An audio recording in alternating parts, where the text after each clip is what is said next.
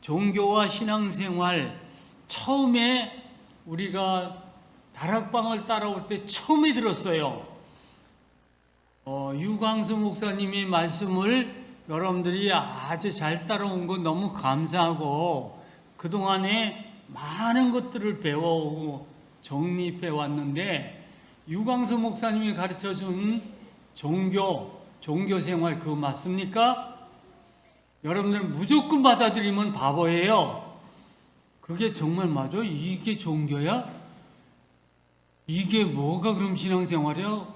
어떻게 다른 거야? 이렇게 생각하고 정립해 오지 아니하면 바른 길을 찾아가지 못해요.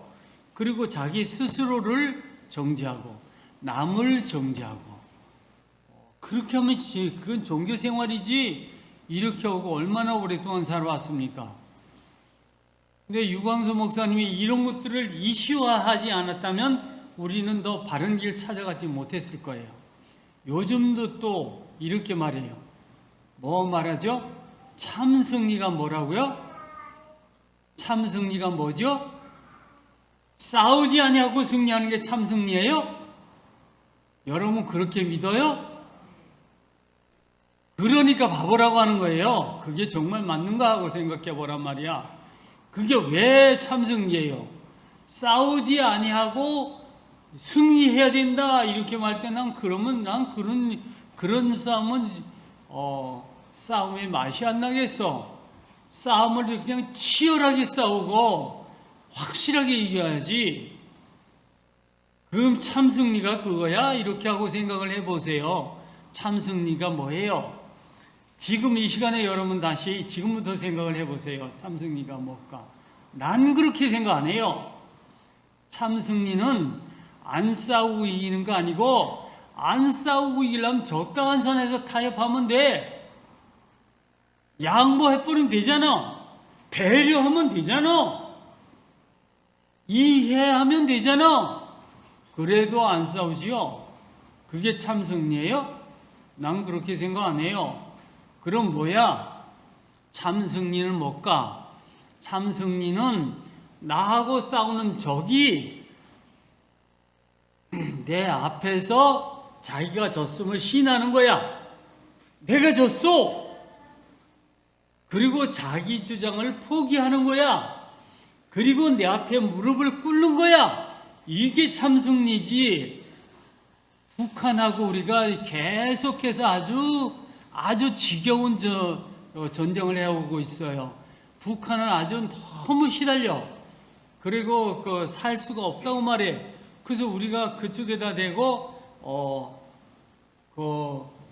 인간적인 입장에서 우리 동족인데 그렇게 어려움을 겪고 있는 거 그냥 있을 수 있습니까?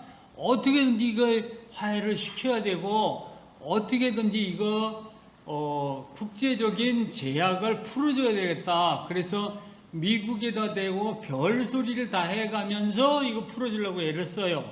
그리고 우리 쪽에서 모든 지원을 다 하려고 그래. 쌀 주겠다. 이 코로나19에 이 면역 주사 그거 맞는 거 선진국이 아니면 지금 살 수가 없대. 너무 비싸가지고.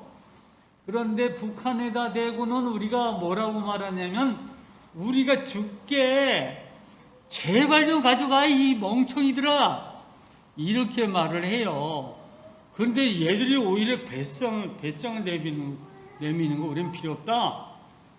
그거 아니어도 그래 살아나 이렇게 말한다고. 이렇게 싸우지 않고 그냥 지나가는 이게 승리예요? 아니요. 저놈들이 딱 눈에 진심을 내가 이제 알았어. 그래 우리가 졌어. 너네들은 벌써 선진국이 되었고 백신이 넘쳐난다고 그러니까 주면 너무 고맙겠어. 우리 국민들이 많이 죽어가고 있는데 우리가 다 굶어 죽어가고 있는데 쌀을 대줘? 먹을 거 대줘? 그럼 고맙지. 너희들이 진짜 우리 동족이지 우리 하나 되자 이러고 저들이 굴복하고 그래 공산주의 나 오늘부로 포기하겠어. 우리도 너희들 따라서 민주주의 하겠어 이렇게 하고 나와야 이게 진정한 승리죠. 이게 진정한 승리지. 그게 싸우지 않으면 그게 진정한 승리예요? 이런 생각이 저는 들었어요. 여러분들은 마음대로 생각하세요. 그래도 유목사님이 그게 진정한 승리라니까 그게 오라. 유목사님 말이야지 그게 복음이고 유목사님 말이야지 그게 하나님 말씀이지. 이렇게 하고 따라갔다면 마음대로 해. 난 그런 멍청이들이 우리 초원교회 성도가 되기를 조금도 원치 않아요. 왜 그렇습니까? 그게 왜 진정한 승리입니까? 그래서 싸우지 않으면은 피를 안 흘리고 좋겠죠. 갈등 안 하고 나 수고 안 하고 좋겠죠. 이 정도까지는 가는 거 좋아. 이해하는 과정에서 이제까지 그렇게 해서 잘못되어지고 왜곡되어진 말씀이 얼마나 많았는지 여러분 다 생각해 보세요. 내가 혼자 이럽니까? 다르게 생각하라고 이렇게 말하는 거. 내가 유광수 목사님은 싫어서 유광수 목사님은 그냥 비난하려고 말합니까? 아니요. 난 유광수 목사님이 처음부터 유광수 목사님이 옳다고 생각했어. 다른 사람이 뭐라고 생각하던 우리 교회에 있던 교역자들이 유 목사님 메시지 들으면 안 된다고 이단이라고 그랬다고 그런 말을 할 때도 난 그랬어요. 남이 유 목사님이 이단이라고 그러니까 너도 이단이라고 생각해? 왜 이단인데? 이단의 이유가 뭐야? 이러고 찾아본 거예요. 그러다가 도저히 안 되겠다. 너희들은 그렇게 열심히 전도하라고 해도 전도 한 사람도 회개시키지 못했잖아. 그런데 우리 교회 나오 성경 공부를 수개월 동안 하던 사람이 유목사님 메시지 한 번 듣더니 이 꼬랑지에 불 붙은 여우같이 뛰어돌아다니는 거야. 전국으로 세계로. 그러니까 저 사람 미친 것도 아니고 왜 그럴까? 아니 도대체 어떻게 하면 저렇게 불이 붙어가지고 뛰어다니는 거야. 저렇게 전도하는 게 맞잖아. 그리고 다락방을 따라온 게 오늘 여기까지 왔어요. 오면서도 수없이 그런 생각이 수없이 많이 들어. 이건 옳지만 이건 틀린 거야. 그건 아니지. 이렇게 말했던 거예요. 내 목소리를 내고 싶어서 이랬던 게 아니고 뭔가 들렸다. 왜 하나님을 떠나는 게 왜 원죄야? 하나님을 능멸하는 게 원죄지 왜 그게 원죄야? 라고 밝혀낸 거야. 그러면서 지금도 자꾸 이런 것들이 자꾸 모여지는 거예요. 내가 이렇게 말을 하니까 우리 목사님이 유 목사님이 싫어해. 또한 네가 나를 전혀 잘못 판단했기 때문이야. 이런 생각이 들어요. 난 여러분들도 어디에 가서라도 눈 똑바로 뜨고 바른 길 딱 찾아서 틀린 건 틀리고 맞는 건 맞고 그래서 바른 길 찾아가야지 잘못된 길로 빠지지 않고 하나님의 뜻을 이루는 하나님의 참된 하나님이 내 마음에 썩 드는 저 종이다 이렇게 말씀하실 정도의 그런 하나님의 종들이 되어서 하나님이 예비하신 모든 축복을 누리는 성도님들 되시기를 바라서 제가 이 말씀을 드리는 겁니다. 그런 의미에서 오늘 종교 생활과 종교와 신앙생활의 차이가 뭔가 유목사님 정리한 게 맞는가 무엇이 틀리는 것을 찾아보겠다 이 말이에요. 자, 설교 시작합니다. 너희는 알지 못하는 것을 예배하고 우리는 아는 것을 예배하노니 라고 예수님 말씀하셔요. 이것은 앞에서 요셉 집사님이 설명을 했기 때문에 야 네가 그걸 다 설명하면 난 설교할 말이 없잖아 이런 생각이 들 정도로 다 서두를 다 얘기했어요. 이게 사마리아 여인을 예수님이 어느 날 찾아가셨죠. 그리고 목말라 하는 사마리아 여인이 주여 우리가 어디서 예배해야 되겠습니까? 이 그리심산에서 예배할까요? 아니면 예루살렘에서 예배해야 될까요? 그러니까 그때 대답하신 말씀이에요. 너희들은 예배가 뭔지 모르고 예배하고 언제 예배하는지 모르고 예배하지 않냐냐. 그건 참 예배가 아니다. 그래 너희들은 다 모르는 것을 예배하고 우리는 아는 것을 예배하니 우리가 누구야? 예수님이 유대인이거든요. 유대인 구원이 유대인에게서 남이니라. 나를 통해서 유대인을 통해서 구원이 이루어질 거니까 아는 것을 예배해라 이렇게 말씀하셔요. 그래서 그러면 이게 모르는 걸 예배하는 게 종교구나.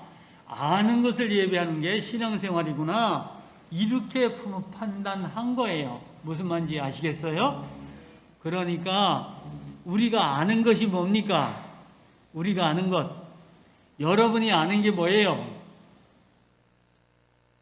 우리는 신앙의 대상을 확실히 알아.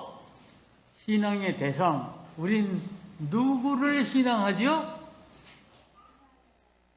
성삼위 하나님을 예배하는 거예요. 다른 말로 삼위일체 하나님을 예배하는 거예요. 아까 김선영 집사님이 기도하면서 성삼위 하나님 얘기를 거론하는 걸 딱 보면서 그래 그렇게 하는 게 대표 기도지 이런 생각이 들었어요. 그 하나님께 예배하는 거예요. 그 하나님께 기도하는 거예요. 근데 우리 신앙생활이 어디가 틀리냐면은 그 하나님께 우리가 기도하는 게 진짜 기도예요.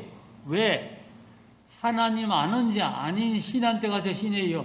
어디 큰 바위에 가서 이렇게 뭐 아들 낳게 해주세요, 복 주세요 이렇게 하고 비는 인간들 많잖아.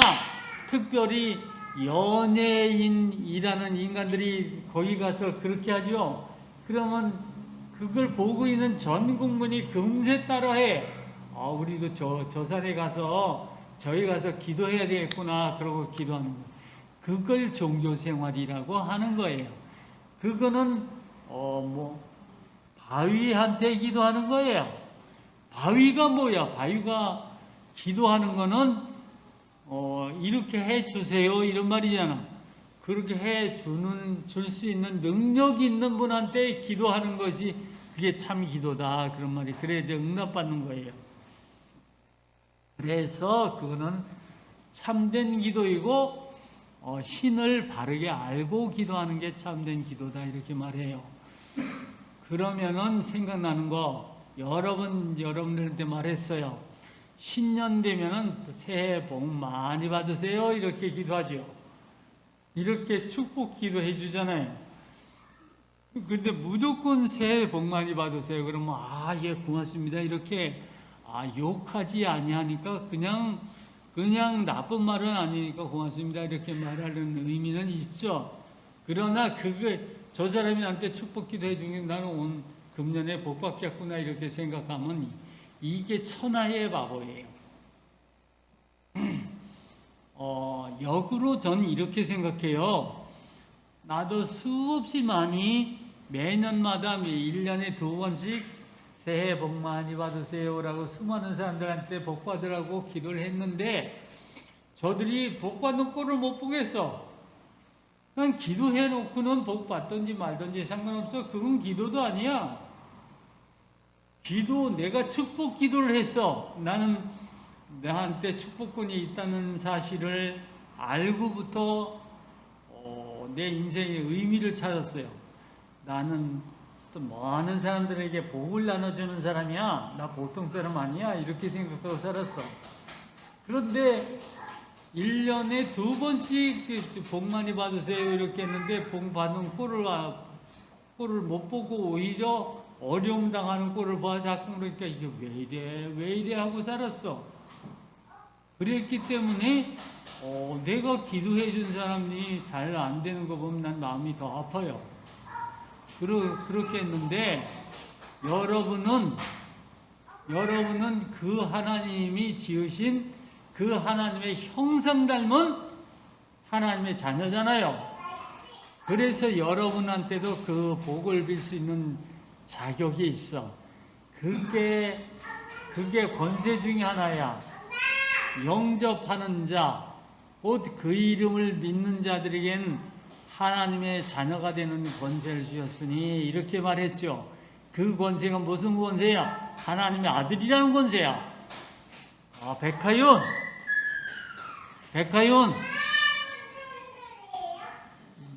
저 새끼 떠드느라고 뭔 말인지 모르. 백하윤, 뭐야 너? 야, 너 목사님이 준 포도 먹었지? 그러고 이렇게 예배드리는데 이렇게 난리를 치고 돌아다녀? 여기 저 언니 옆에 가서 가만히 앉아 있어야지. 그런 게 예배드리는 거야. 하나님의 딸이지. 알았어? 응, 들어가 앉아. 응. 그래. 그 옆에 가 앉아. 응.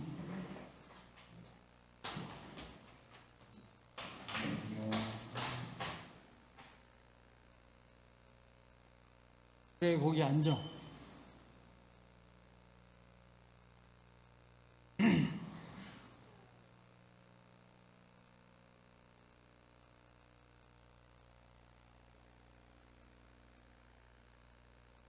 혜연아, 예배 때 이렇게 왔다 갔다 하고 소리 버럭버럭 지르고 돌아다니면서 목사님 말씀 못 듣게 하면 넌 나쁜 년이야?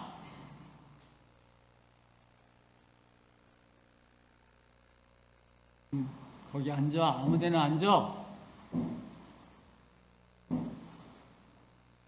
오케이, 됐어요. 그렇게 해서 우리는 하나님의 자녀예요. 우리가 하나님의 자녀라면은 하나님의 자녀가 누리는 권세를 우리는 받은 거예요.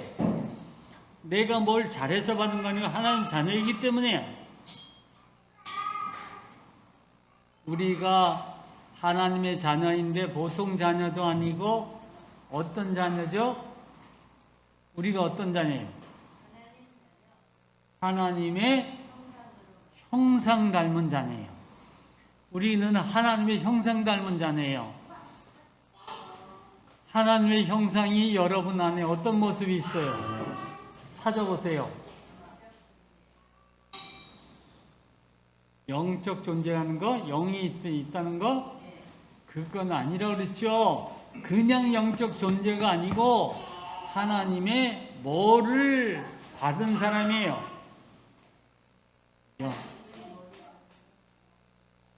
영적 DNA를 받았어요. 이렇게 알아야 돼요. 영적 DNA가 우리 속에 있어. 내 눈에는 안 보여. 그런데 언제 보이죠? 우리가 성숙해지면 보이는 거예요. 영적으로 성숙해지면 보여요. 이거는 고추장떡 같아요. 고추장떡. 고추장을 약간 넣고 밀가루 반죽을 해가지고 부치면은, 처음에 부치면은 이게 장떡이야? 그냥 떡이야? 몰라. 근데 이것이 점차 익어가면은 요 색깔이 약간 발그레한 색깔이 올라요. 마치 새색시가 시집갈 때 여기 바르는 연지곤지 바르는 것처럼 발그레한 색이 점점점 배어 나오거든요. 그게 익어가면 생겨요. 영적 DNA는 바로 그런 거예요. 그것처럼 우리가 믿음이 익어가면 이거 나타나요. 근데 영적 DNA가 나타나면 어떻게 되냐? 하나님 앞에 기도하면은 하나님 앞에 응답이 즉각 오는 거야. 그리고 내가 무슨 일을 하면 나를 통해서 아무것도 아닌데, 옛날에는 지금도 달라진 게 없는데, 이 더러운 귀신은 나가! 이렇게 하면 저 사람 속에 있던 귀신이 소리를 지르면서 나가요. 성경에도 이런 말씀이 기록되어 있어요. 그래서 그 말씀이 정말 되는가 나도 한번 해봤어요. 그러니까 진짜 되더라고요. 그래서 여러분도 아는 사람들도 귀신 잡혀있던 나가서 고침받아가지고 이렇게 회복되는, 건강 회복되는 거를 전 여러 사람 봤거든요. 이런 것들이 영적 DNA가 우리 속에 있다는 증거야. 기도하면은 기도 응답이 즉각 오는 거야. 우리가 합심해서 기도하니까 그 터키 선교사의 건강이 아주 죽겠다고 비명 지르고 그러던 터키 선교사가 살아가지고 귀국해 버렸어요. 지지난주에 우린 여기 누구를 위해서 기도했죠? 예, 이 집사님 위해서 기도했어요. 그랬더니 이분이 다시 건강이 좀 좋아져가지고 퇴원해서 집에 가 있어요. 재검 받아가도 지금은 약물을 조금만 먹어도 회복된다는 진단을 받고 집에 가 계세요. 그래서 나는 이분을 통한 하나님의 큰 계획이 있다고 믿어요. 이런 역사가 우리를 통해서 일어나는 것은 우리 안에 영적 DNA가 있다는 증거예요. 또 말씀을 그냥 읽어요. 말씀을 읽고 묵상하는데 그 깊은 뜻이 확 깨달아져요. 전 이걸 너무 많이 깨달았어요. 이건 처음에 신앙생활 하면서 대학생들 불러다가 성경 공부 시키다가 성경 공부 시간에 목사님 이게 무슨 뜻이에요? 이렇게 물으면은 나는 모르거든요. 나는 모르는데 어떻게? 그럼 주님 앞에 바로 묻죠. 주님 뭐라고 대답할까요? 이런데 뭐라고 대답할까요? 기도가 끝나자마자 답이 탁 생각이 나. 그래서 그걸 딱 얘기를 해봤어요. 그 얘기를 하면서 내가 생각해도 말 되네. 야 진짜 그럴듯하네. 근데 확신은 없는 거야. 이건 누가 그 말 맞다 이런 보증을 해주지 않기 때문에. 그 나중에 나를 이게 지도해주던 목사님한테 가서 오늘 성경 공부하는데 이런 질문이 나왔습니다. 그래서 당황해가지고 대답을 어떻게 해야 될지 몰라서 이렇게 말을 했어요. 근데 이 말이 맞아요? 이렇게 말했더니 그 목사님도 맞다고 이렇게 얘기를 해. 그래서 확실히 그거 신기하다. 내가 느끼면서 내가 스스로 신기하다. 이런 게 어떻게 깨달아졌을까? 난 상상도 못했던 말이 내 입에서 나가는 거예요. 그런 걸 들으면서 많이 느껴져요. 이런 걸 느껴질 때 영적 DNA가 내 속에 있구나. 그러면은 나한테 영적인 권세가, 신분과 권세가 확실히 보장되는 거니까 난 이런 인생 살아가야 되겠구나 하고 오늘 여기까지 왔어요. 이것이 제 인생이에요. 그래서 이건 자랑하느라 이렇게 말하는 게 아니라 이 영적 DNA라는 말도 내가 처음에 그런 말 했었죠. 하나님의 형상 뭐죠? 우리가 하나님이 영이시니까 우리도 영적 존재가 하나님의 형상이다 이렇게 말을 했는데 그까지 고민하면서 영적 DNA라는 말이 생각이 났고 이 말이 맞구나. 그리고 점점 여러분한테 말씀을 드리기 시작한 거예요.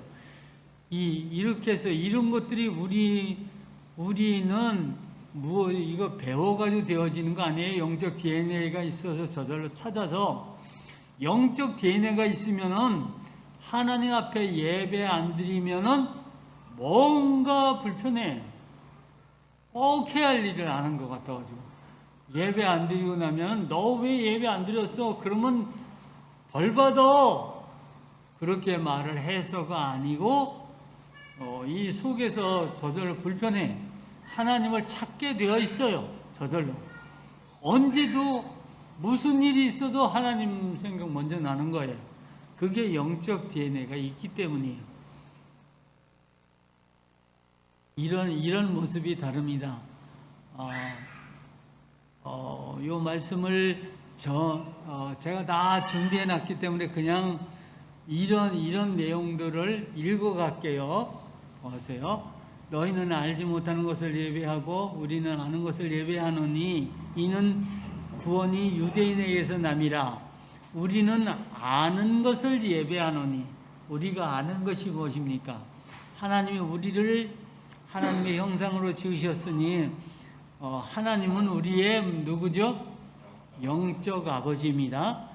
그런 의미에서 보면 마땅히 섬겨야 할 유일하신 오직 한 분. 이때 오직이라는 말을 쓰는 거야. 뭐 오직에 무슨 신비한 뭔 다른 의미가 있다고 엉뚱한 의미를 자꾸 이렇게 붙이지 마세요. 그냥 딱 한 분, 이분밖에 없다는 말이에요. 그게 오직이에요. 하나님, 우리를 창조하신 하나님, 온 세상의 모든 문서, 모든 그 현자들, 지혜로운 사람들, 선지자들, 먼저 깨달은 사람들이 얘기하는 말을 총동원해도 우리를 창조한 분이 하나님이시라고 말하는 부분이 없어요. 근데 오직 여호와 하나님, 삼위일체 하나님, 그분만 그분이 우리를 창조했다고 성경이 증거하고 있기 때문에 우리는 그분을 우리의 영적 아버지라고 부르고, 우리는 그분을 부를 때 하나님 아버지 이렇게 하는데 이 말이 잘 안 나오는 사람이 있어요? 여러분 중에 하나님 아버지 이런 게 너무 이렇게 부끄럽고 창피하고 말이 잘 안 나오는 게 있습니까? 그건 가짜들이야. 그건 신분에 대해서 한번 생각해 봐야 돼. 내가 정말 예수 그리스도를 영접하고 하나님을 믿는 것을 진심으로 그 하나님을 영접했는가 하는 부분 생각을 해 봐야 되겠다 이 말이에요. 그분이 마땅히 섬겨야 할 유일하신 오직 한 분이십니다. 그런 의미에서 그렇다면 당신 안에 있는 하나님의 형상은 무엇입니까? 그것은 뭐냐면 영적 DNA예요. 영적 DNA는 영적 유전자라는 거예요. 우리를 창조하신 하나님의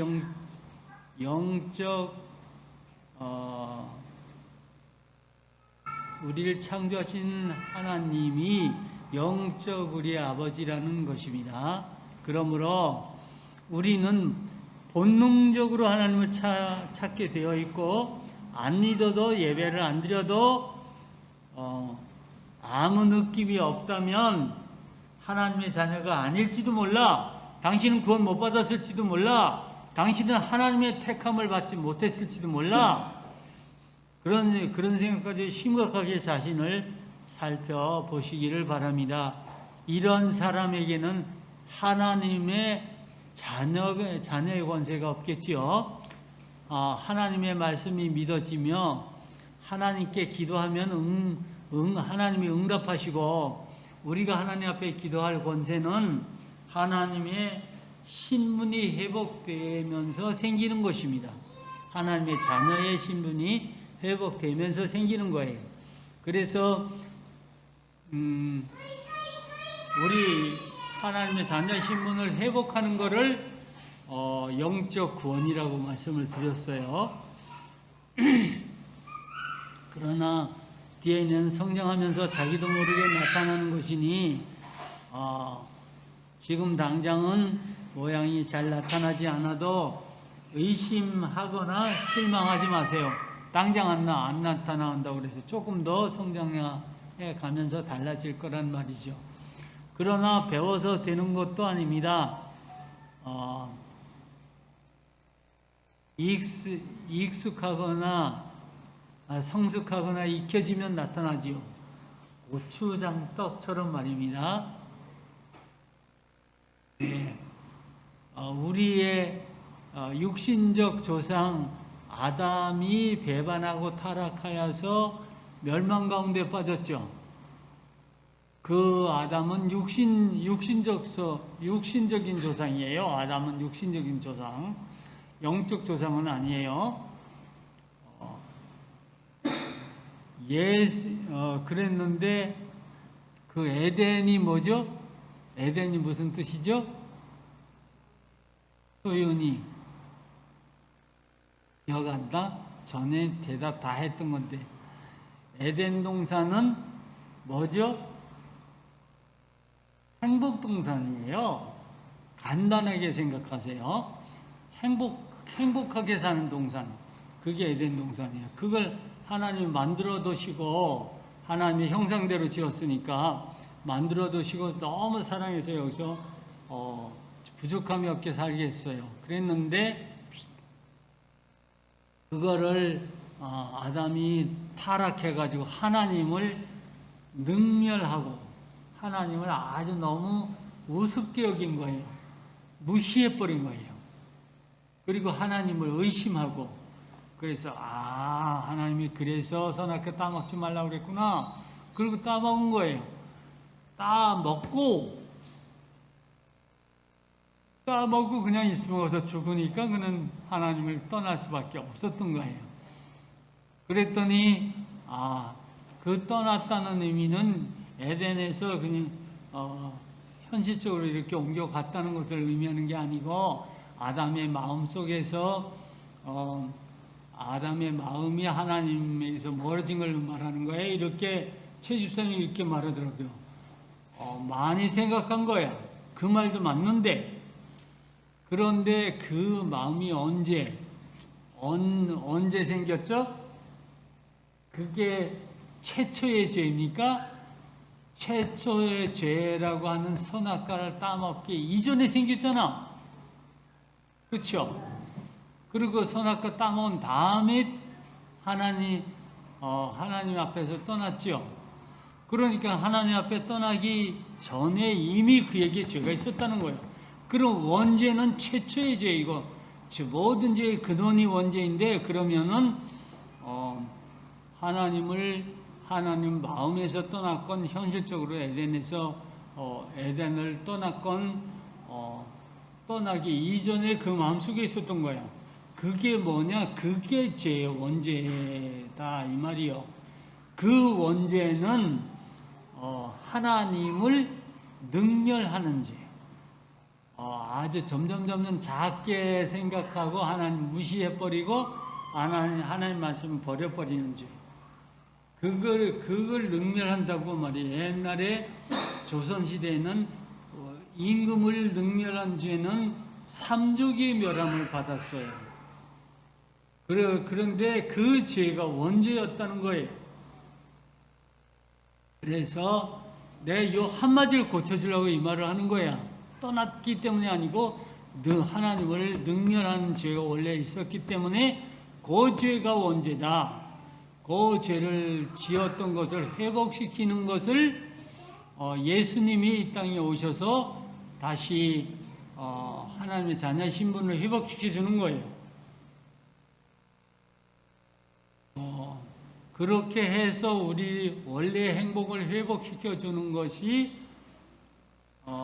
주님이 하시고자 하시는 일이고, 하나님의 형상 닮은 내 자식들이 온 세상에 쫙 가득 차 있는 내 자식들이 저렇게 죽어가고 멸망당하는 걸 감당할 수가 그냥 듣고 보실 수가 없으니까, 하나님은 예수 그리스도라는 직분을 하나 만들어 가지고 그를 통해서 온 세계 만민을 구원하겠다, 이런 계획을 세우시겠죠.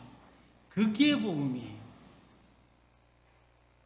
예수 그리스도가 복음이 아니고, 예수 그리스도가 이 땅에 그리스도가 이런 일을 하실 분인데 그런 일을 하러 이 땅에 오셨다는 게 복음이에요. 이 땅에 오셨으니까 우리를 찾아오신 거죠. 우리를 구원해주고 우리의 모든 문제를 해결해주기 위해서 오셨다는 거. 그거보다 더 기쁜 일이 어디 있어. 그러니까 이것이 복음이다 이 말이에요. 그래서 그분을 우리 조상 아담이 배반하고 타락하여 멸망 가운데 빠졌더니, 그거를 성자 예수님, 이위 하나님이신 성자 예수님을 통하여 복음을 이루시고, 이 창조의 역사를 통하여 새 은혜를 이루고 있는 중에 구원의 주님으로 우리의 신앙의 대상이 된 것 아닙니까? 오직 이 주님의 복음 안에서 여기 이 말씀하셔요. 오늘 이거 중요한 말씀인데 잊지 마세요. 고린도 후서 5장 17절로 19절 말씀인데, 17절부터 이 복음의 언약을 잡고 능력을 힘입어 주님의 명령을 가슴에 품고 세계 복음화의 미션을 행하며 하나님의 계획을 성취하는 날까지 그 일에 헌신하는 겁니다. 그래서 이 말씀이 17절에 뭐라고 그랬어요? 17절 한 목소리 읽어봅니다. 자막에 떠 있어요. 17절 그런즉 누구든지 그리스도 안에 있으면 새로운 피조물이라 이전 것은 지나갔으니 보라 새 것이 되었도다. 이 말씀 이거 꼭 외우세요. 그런즉 누구든지 그리스도 안에 있으면 새로운 피조물이야. 이전에 창조된 거 다 이런 거 다 지나가 버렸어. 이제 새로운 피조물로 새로 빚어서 복음 안에서 새 사람 되어서 새 역사를 시작합니다. 모든 것이 하나님께로서 났으니 그가 그리스도로 말미암아 우리를 자기와 화목하게 하시고 우리를 하나님과 화목하게 하시고 하나님 앞에 죄진 모습으로 그냥 있지 아니하고 화목하게 하시고 이제는 하나님 앞에 있어도 우리 금방 죽지 않아. 왜? 그 예수 그리스도 복음으로 대속했으니 대신 갚아주셨으니까 피값을 다 냈으니까 빚진 거 다 갚았으니 이제 전혀 문제 없는 거야. 그러니 그리스도로 말미암아 화목하게 하시고 또 우리도 예수님과 화목하고 하나님과 화목하고 또 우리에게 화목하게 하는 직분을 주셨으니 우리가 예수 그리스도 안에서 제사함받게 하는 그런 직분을 주신 거예요. 그게 지금은 복음 안에서 우리가 하는 여러분들이 하고 있는 집사 직분이고 장로 직분이고 권사 직분이고 그런 거예요. 그렇게 주셨으니 이 19절 곧 하나님께서 그리스도 안에 계셔서 세상을 자기와 화목하게 하시며 그들의 죄를 그들에게 돌리지 아니하시고 화목하게 하는 말씀을 우리에게 부탁하셨느니라. 그 일을 위하여 우린 열심히 헌신해 나가는 거예요. 그래서 지금은 요한복음 15장 21장 15절로 17절에서 예수님이 3번씩이나 당부하신 거. 너희가 나를 사랑하냐? 너희가 나를 사랑하냐? 그러면 뭐 하라고? 그러면 내 양을 쳐라. 누구 양이냐면 주님의 양이에요. 소연이가 주님의 양이요. 하윤이가 주님의 양이야. 시은이가 주님의 양이야. 그래서 그 양을 치라는 말씀을 가지고 이거 하는 거야. 근데 양을 치는 것이 그냥 비유만 맞추는 거 아니야. 하윤이 같이 이렇게 예배를 흐리놓으면 딱 불러가지고 야단치고 그래서 너 나쁜 년이야. 이게 양치는 모습이야. 이게 잘못하면 채찍을 들여서 매를 때리는 한이 있더라도 바른 길 가게 하는 게 그게 양치는 모습이에요.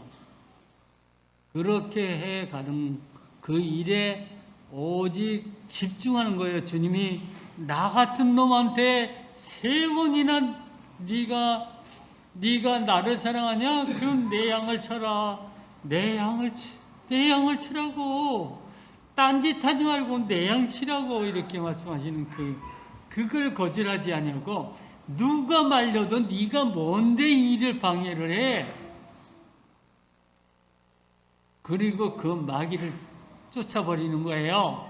그리고 주님 앞에 꿋꿋하게 그 일을 해 나가는 것. 이게 주님이 우리에게 부탁하신 일이고 그 일에 헌신하는 것입니다. 힘과 능력을 이 주님이 이 일에 충성하는 저희들에게 힘도 주시고 능력도 주세요. 주님, 난 힘이 없으면 어떻겠어요? 힘나게 해주세요. 난 능력이 없어요. 나한테 좀 돈을 몇 억만 주세요. 그러면 열심히 그 일을 하겠습니다. 오직 그 일에 헌신하면서 그 일에 투자하면서 이 일에 충성하겠습니다. 이렇게 기도하며 전진할 뿐입니다. 이것이 우리 신앙생활의 전부입니다. 우리 마음의 생각과 삶의 행동이 같고 우리의 마음의 생각과 내 살아가는 삶의 모습이 이 동일하고 말하고 행동하는 거 동일하게 하면서 뭐죠? 주님이 보시기에 합당하면 주님 보니까 됐어, 그래, 그렇게 해란 말이야, 이런 생각이 드시면 그럼 뭐예요? 그만큼 축복하실 것이요 합당하지 아니하면은 성령님이 복음화를 이루시며 내가 하나님의 형상을 완전하게 이루기까지 빚어가시면서 주님의 계획을 완전하게 이루시고 이 영광을 받으실 것이라고 확신합니다. 우리 신앙생활과 종교생활의 다른 점이 바로 이것입니다. 종교생활은 뭐죠? 내 행동이 그르냐 바르냐 이건 따지지 않아. 그냥 복 주세요, 이렇게 하는 게 종교생활이잖아요. 무조건 복 주세요, 기준이 없어. 우리는 확실하게 하나님 말씀을 따라서 하나님이 이렇게 하라고 하시는 그 말씀을 기준으로 이렇게 살아가는 거예요. 이런 신앙생활은 신앙의 대상이 여호와 삼위일체 하나님이요, 또 신앙생활의 내용이 복음 안에 있는 예수 그리스도의 말씀과 언약이며 신앙생활의 목표는 육신적 구원이 아니라 영적 구원과 거기에 따르는 영적 육신적 축복입니다. 근데 요거를 영적 육신적 축복, 우리는 축복 원하지 않아요, 축복 원하지 아니하고 하는 것이 그냥 들은 풍월로 축복을 원하고 하는 건 기복신앙이잖아요. 이렇게 하는 거야. 알면은 코딱지 맞지 하는 걸 갖다 아무데나 붙여서 막 사용하는 거야. 그런 신앙생활 전체는 전부 다 필요 없는 잘못된 거야? 이거 다 주님은 이렇게 말씀하셔요. 믿음은 하나님이 살아계신 것과 하나님이 자기를 찾는 자들에게 상 주심을 믿어야 할지니라. 내가 이렇게 하나님 앞에 나가고 신앙생활 열심히 하고 바르게 기도하고 이렇게 하면 하나님이 축복해 주실 거야, 이렇게 하는 게 진짜 믿음이라는 거예요. 성경은 그렇게 말씀하는데 난 기복신앙 싫으니까 난 축복 원하지 않아요, 그렇게 말하는 인간들이 간혹 있어요. 난 그런 거 원치 않아요, 이렇게.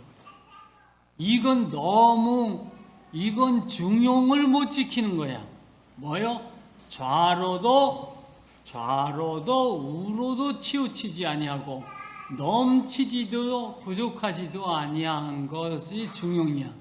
요걸 지켜가지 못하면 어디까지 내가 원하고 어디까지 원하지 않는지를 모르는 거야.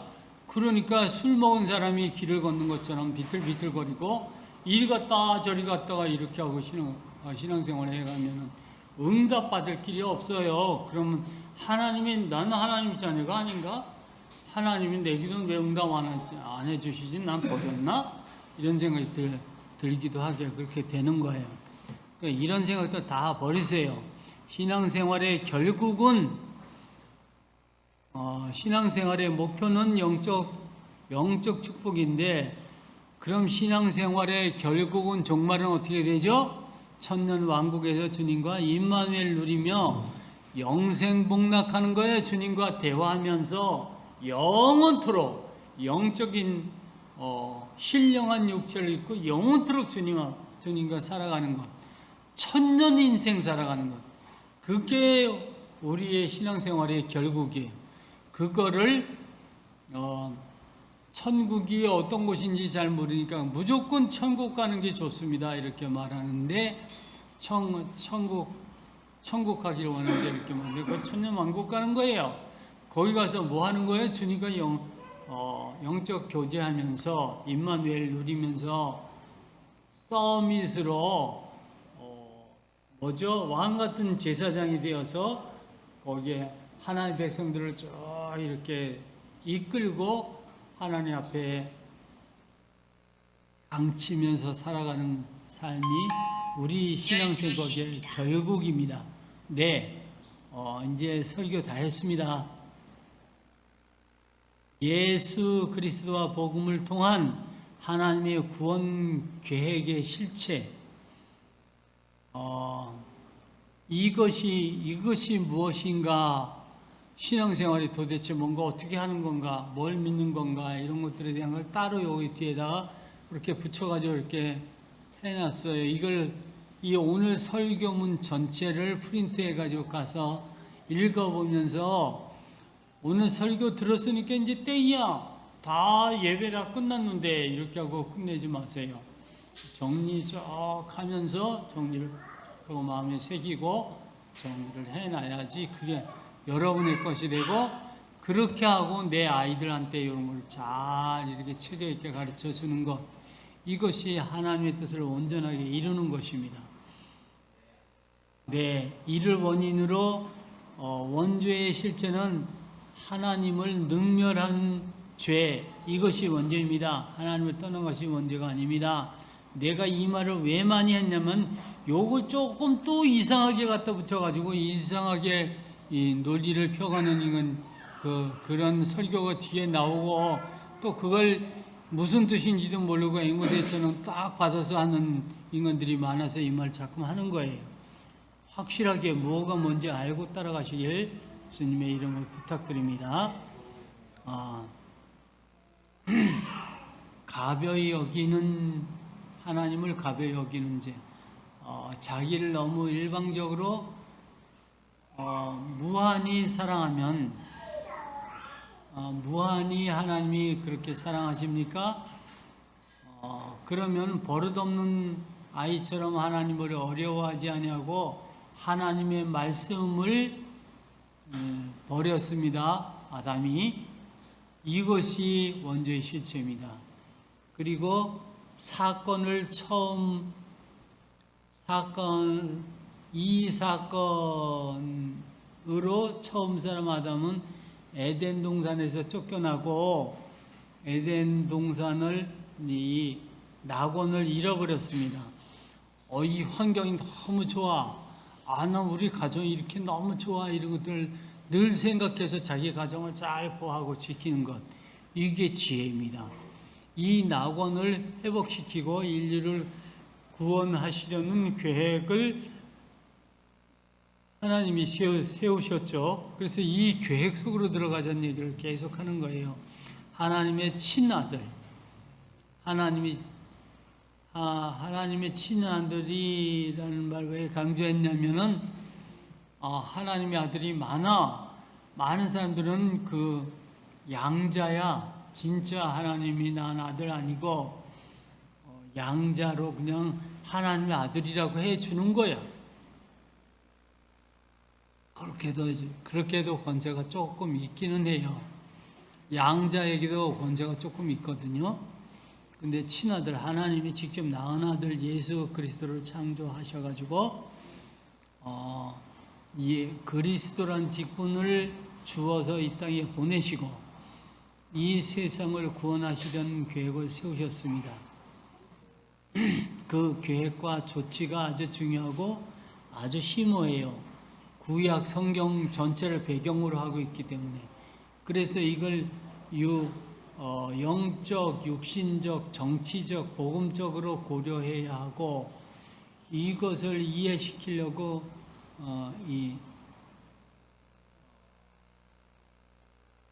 설명을 하다 보니까 이 복음 설명이 그렇게 어려워져 가지고 복음 설명을 20년 동안 해놓고도 복음 맨날 헷갈려. 그리스도가 무슨 뜻이냐 그러면 기름 부음 받은 자 있다는 소리가 자꾸 나와. 기름 부음 받은 자 이제 다 알았으니까 생각해 보세요. 기름 부음 받은 자가 그리스도의 뜻이야? 기름 부음 삼중직이 그리스도의 뜻이야? 기름 부음 받았다는 건 무슨 의미죠? 무슨 의미일까? 이걸 아는 사람 말해보세요.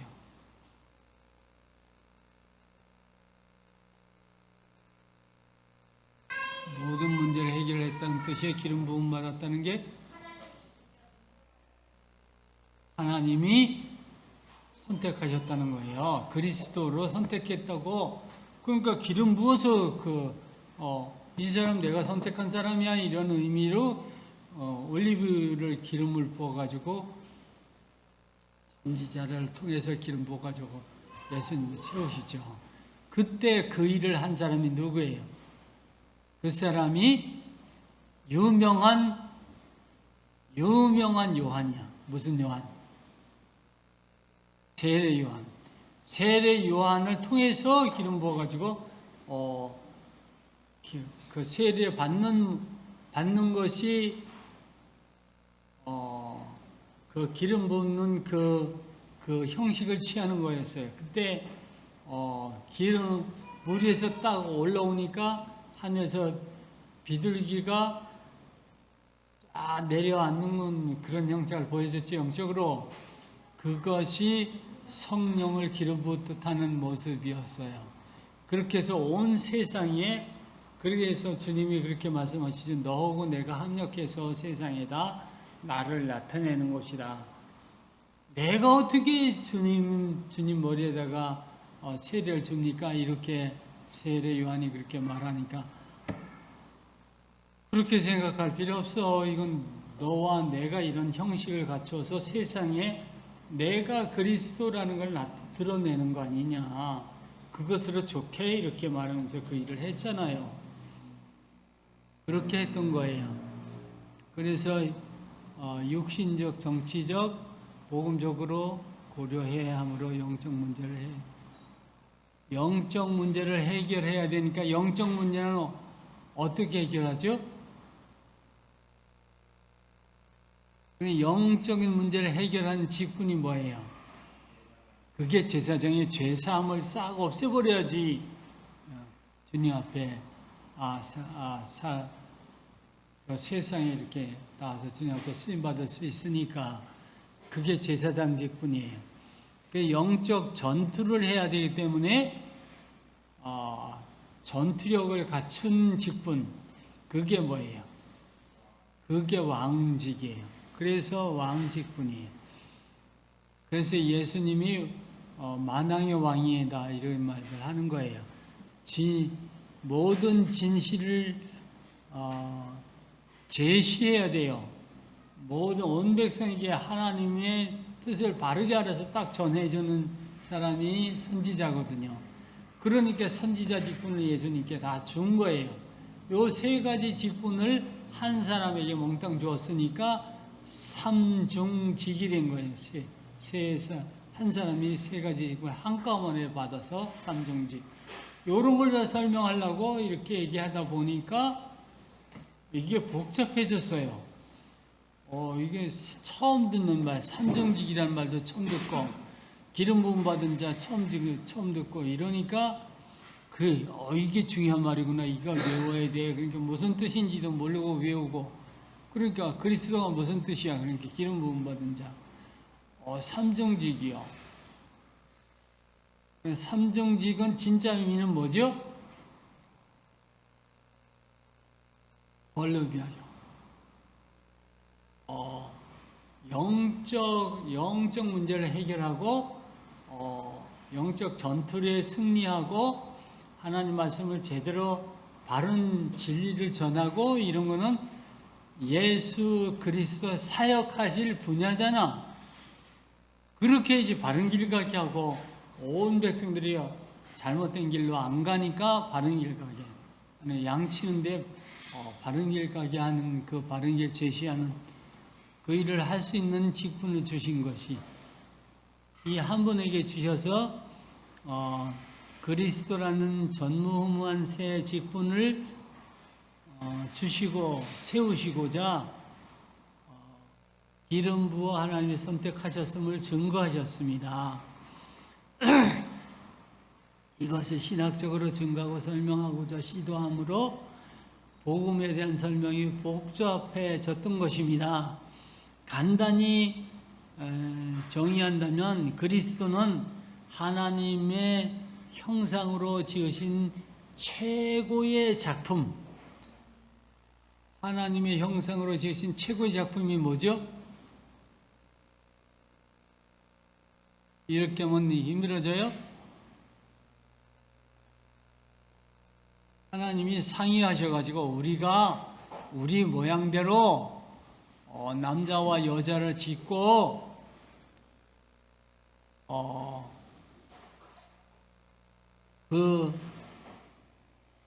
그 형상이 최고의 작품이 사람이에요. 이 인간을. 그리고 거기에 영적 DNA까지 넣어가지고 하나님의 형상 만들어서 그들을 복주면서 생육하고 번성해서 온 땅에 충만해라, 온 땅을 정복해라 이러셨잖아요. 그렇게 사랑하는 그 인간들을 구원하시고자 최고의 직분을 주신 것입니다. 그것이 오직 유일하신 단 한 분밖에 없는 전무후무한 직분입니다. 요 한 줄에 몇 번 반복해 같은 말이 오직 유일하신이 오직이죠. 한 분밖에 없는도 오직이죠.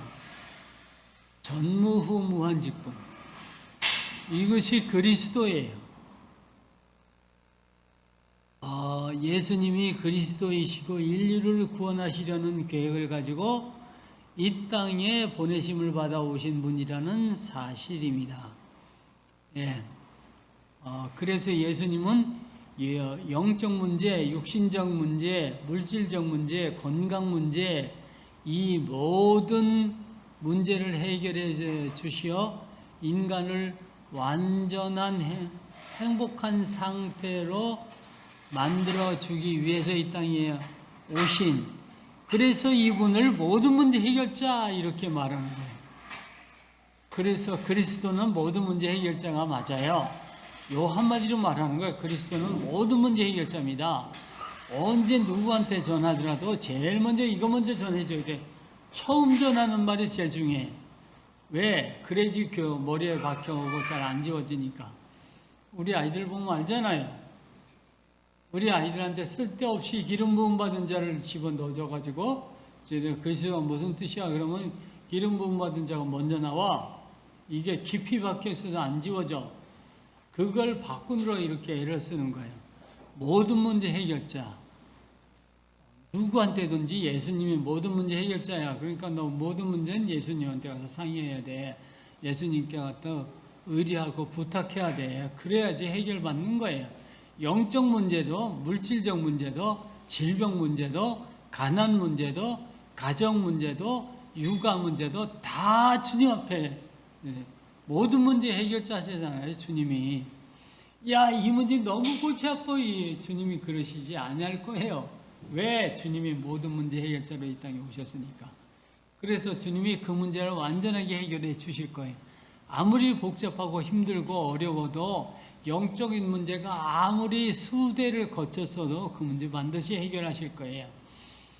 저를 보면 그게 증거되잖아요. 조상대대로 4대, 5대 위에서부터 계속해서 이렇게 내려오던 가문에 흐른 저주가 내게서 끊어지는 거예요.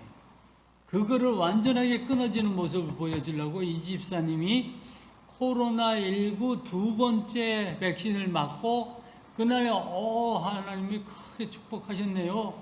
후유증 하나도 없이 그거 잘 맞았어요. 이렇게 말하자마자 그 다음날 바로 쓰러졌어요. 병원에 가고 가족들이 아주 정신이 하나도 없어.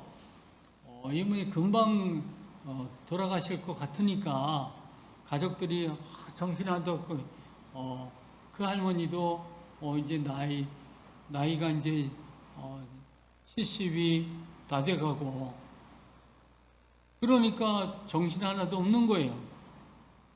그래가지고 뇌출혈이라고 그랬다, 뇌졸중이라고 그랬다. 그건 원망도 했다, 욕도 했다가 별 미친 짓을 다 해. 그래서 아무리 할머니라고 그래도 화가 나가지고 그냥 있을 수가 없어. 그게 왜 나 때문이야? 이런 소리를 내가 뽀록 질렀어요. 거기다가 아들이 돈을 다 해먹어가지고 스트레스가 2중 3중으로 확 덮치니까 자기 죽을 지경이 됐다는 거예요. 그래서 내가 그분이 상태가 어떤지 나는 그런 똑같은 과정을 벌써 다 겪어온 사람이라서 나는 오히려 조금 여유가 있잖아요. 그래서 내 통화를 좀 하게 해주세요.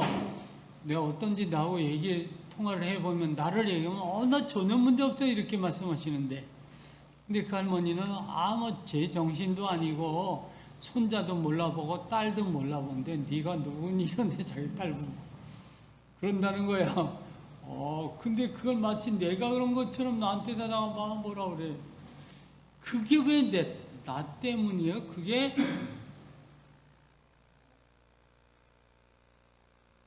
그래, 알았어. 이제 더 이상 앞으로는 전화도 절대 안 할 테니까 다시 왜 전화도 한동안 안 하냐 이딴 소리 나중에 하지 마세요. 이런 마음으로 지금 있는 거예요. 이것까지도 영적 전투예요.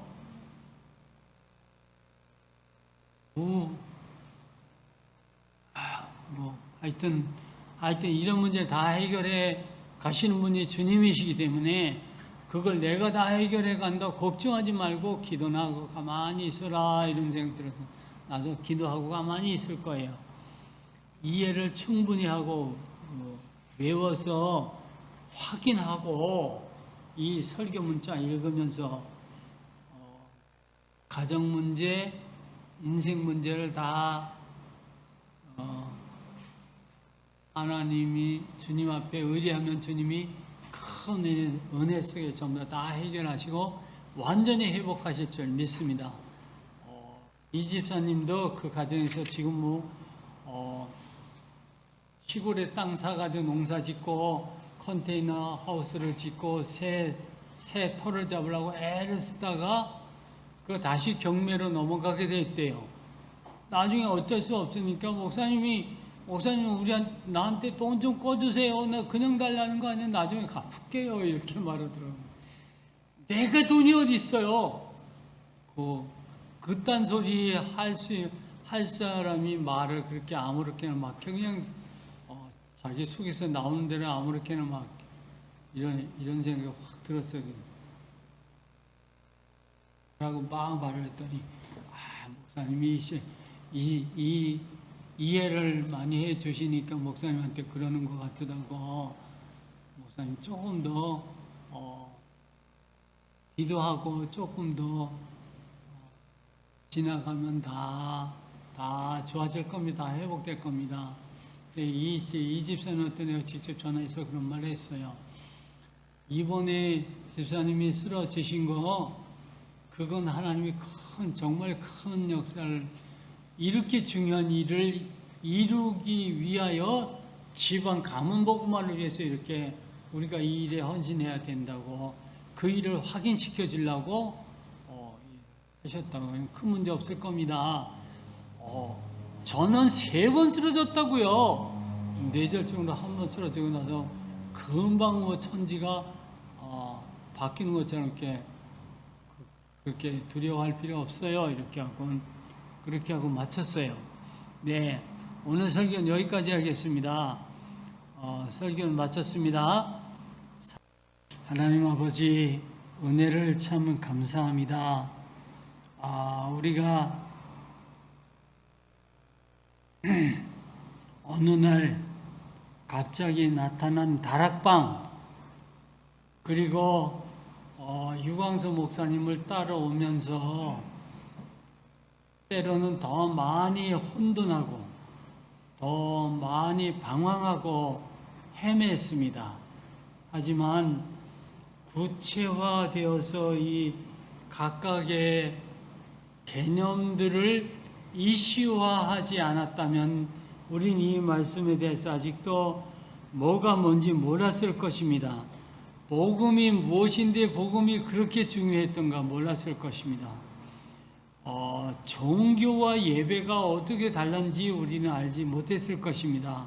지금도 우리는 예수를 믿는다고 하고 하나님을 섬긴다고 하면서 교회에 나와서 살면서도 이것이 무엇인지 과연 우리는 어디를 향해서 가고 있는지 알지 못했을 것입니다. 주님, 이런 방황하고 헤매며 살아왔던 길을 돌아보면 여러 가지로 이상하고 바보스러운 모습도 많이 있지만 그를 통해서 이제 더 깊은 세계를 알게 하시고 더 명확한 우리의 방향을 설정하게 하시고 바른 길 가게 하신 주님 앞에 감사와 찬송과 영광을 돌립니다.